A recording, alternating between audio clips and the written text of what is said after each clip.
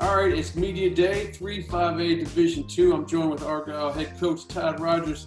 Coach, you got a nice, sweet 3A trophy. You got a 4A trophy, but now you've moved up to 5A Division II. Your first 4A in that classification. Talk to me about what you feel this move. Are you guys prepared? I'm sure you obviously have the numbers, but are you prepared for this 5A jaunt? Well, our superintendent gave us the opportunities to add staff last year. We've had reasonable success at all the other levels.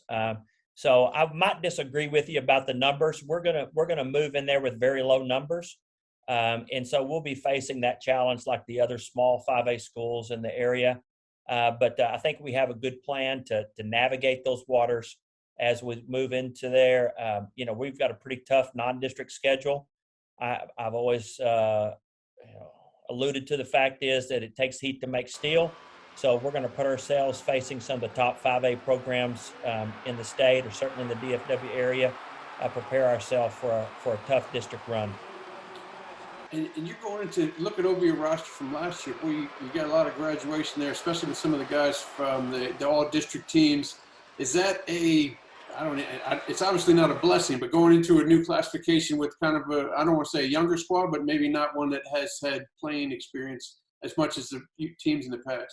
Right. Well, we have a solid junior class right now that will be our seniors next year.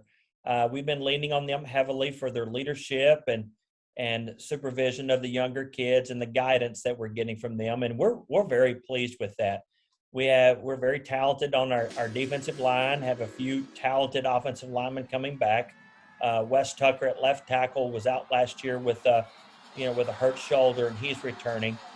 Several skill positions that are going to be huge contributors to our success offensively and defensively.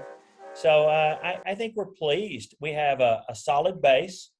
We've got a couple of wild card young kids that we're ready to throw into the fire.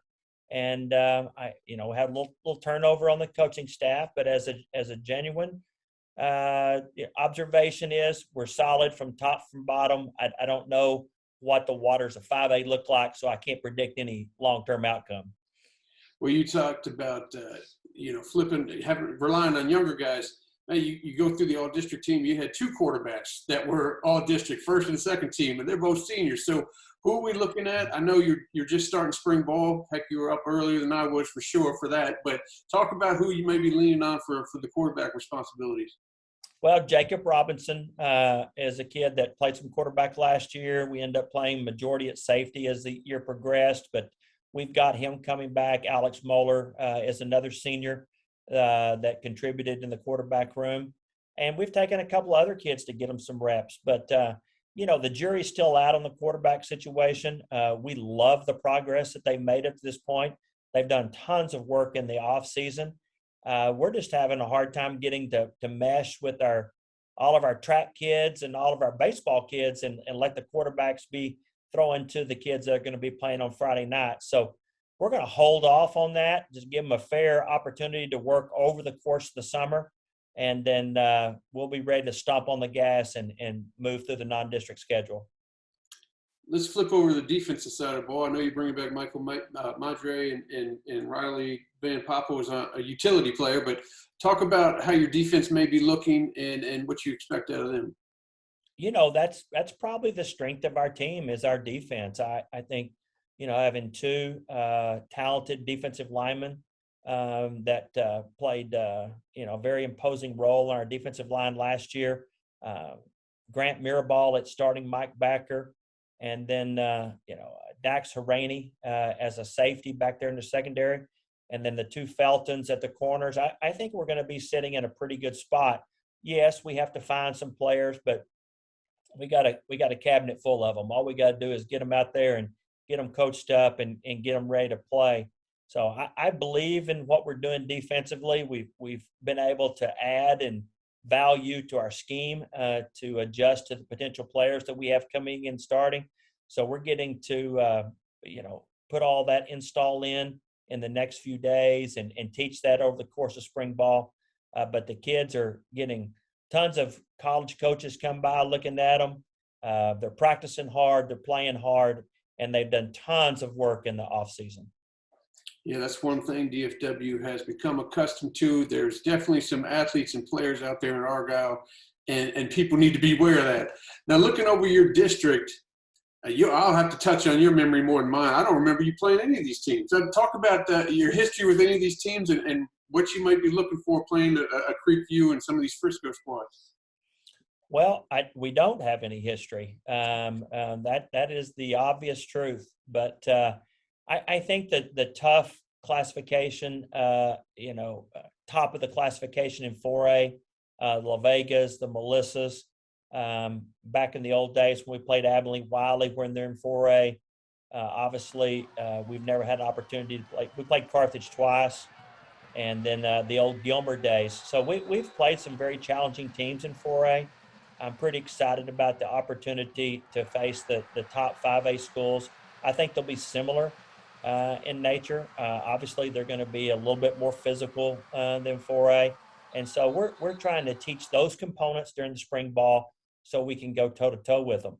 Our travel is going to be much easier, being that we're going to Lake Dallas and up to Denton High and over to Frisco and over to Carrollton.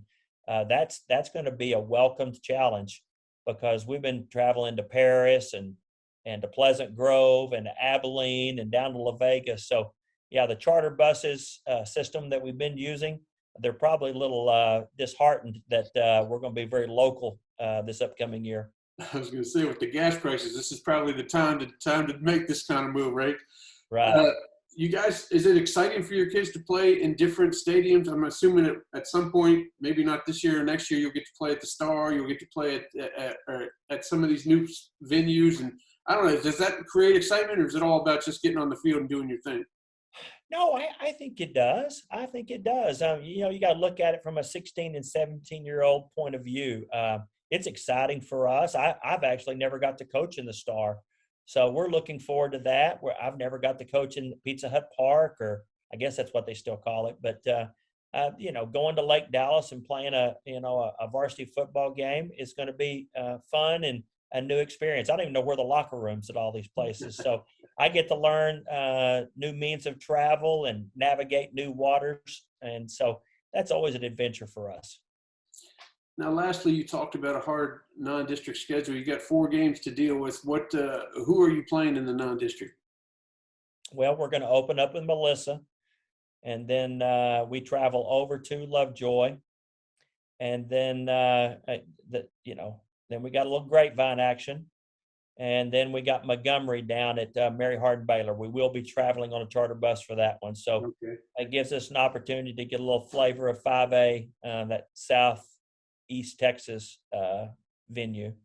Absolutely. Well, so you're getting a lot of the big dogs, and right off the bat, at least that'll tell you what you got for yourself come district play.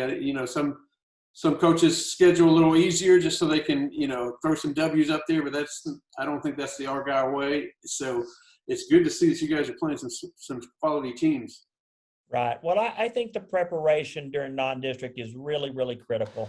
I can't replicate those reps. It'll be a good opportunity for us to get some baptism at the 5A level and test the waters and hardness for a good district schedule. So we're excited about it.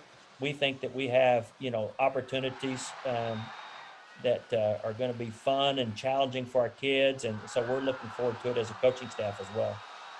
What's your feelings about being in Region 1 in this district? You'll get your travel there come second round. I don't want to put the cart in front of the horse, but come second round, you'll be traveling somewhere, and then you might be able to face one of these teams you play in the non-district in the third round if it goes well for you. No, you're correct. Being that we are District 3, that puts us out in Region 1, the far west Texas. An opportunity, may have to travel to Midland to hopefully play a El Paso school or go up to the Amarillo Lubbock area. So Wichita Falls. It's going to be fun. We've done that before. Not certainly different opponents, but we've done that before, and we know how to do that. But I hope we're talking about that. At about week 2 or week 3 of the football season. That's fun times. Yeah, I hate to put that. I can say some things that you can't, so I hate to put that stuff out in front of you. But I will tell you this: all the analysts out here, all eyes will be on Argyle this year. They want to see how you guys are going to survey. Maybe not just in football, but the other sports. You guys are almost a stalemate down there in the basketball scene for 4A. To see how we do in 5A as well. So this will be a pretty cool year, and I appreciate you spending time with us today. Well, thanks for contacting me. We appreciate it.